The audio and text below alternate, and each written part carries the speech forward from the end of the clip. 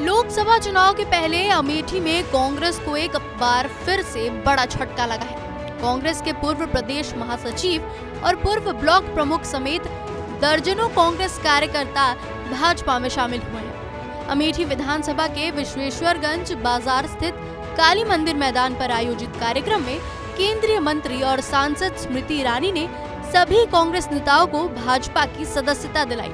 इस दौरान सांसद ने अमेठी के पूर्व सांसद राहुल गांधी पर जमकर निशाना साधा। उन्होंने कहा कि चुनाव के बाद राहुल गांधी ने अमेठी न आकर जनता का अपमान किया। अमेठी को वर्षों वर्ष इमोशन के आधार पर छला गया। केंद्रीय मंत्री ने याद दिलाया कि पिछले लोकसभा चुनाव में और 4 विधानसभाओं में कांग्रेस की जमानत जब्त हुई थी। वो लोग जो सत्ता में थे वर्षों वर्ष तक, केंद्र में भी प्रदेश में भी, उन्होंने जानबूझकर अमेठी में विकास को क्यों नहीं किया और विशेष चुनाव हारने के बाद वायनाड जाकर अमेठी की जनता को अपमानित करने का दुस्साहस क्यों किया। कोई अपने परिवार को अंधेरे में रखकर खुद उजाले में रहता है, तो अमेठी को वर्षों वर्ष इमोशन के आधार पर छला गया।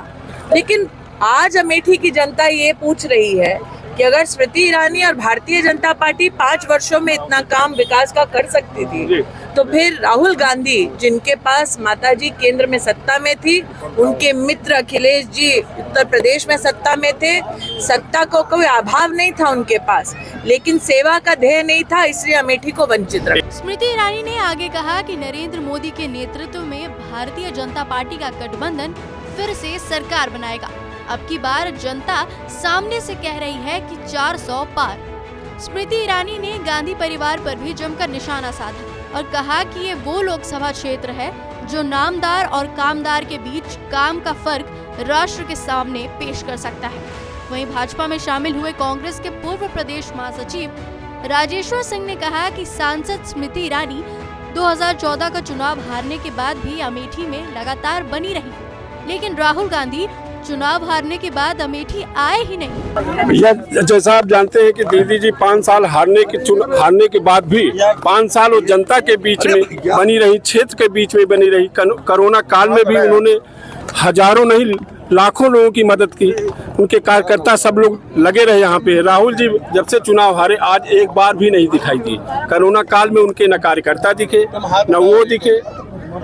तो मैं इसी से प्रभावित होकर के और भी विकास से प्रभावित होकर के, मोदी जी के कार्यों से प्रभावित होकर, योगी जी की कार्यों से प्रभावित होकर के, दीदी जी की कार्यों से प्रभावित होकर हमने कांग्रेस छोड़ करके भाजपा ज्वाइन किया। लोकसभा चुनाव से ठीक पहले इसे कांग्रेस में बड़ी सेंध के रूप में देखा जा रहा है। अचानक एक साथ इतने कार्यकर्ताओं की कांग्रेस से जाने के बाद शीर्ष नेतृत्व भी टेंशन में आ गया है।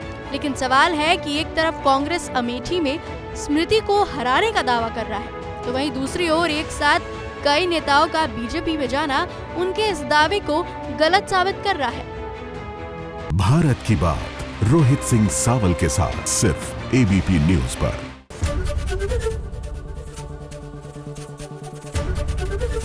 एबीपी गंगा, खबर आपकी, जुबान आपकी।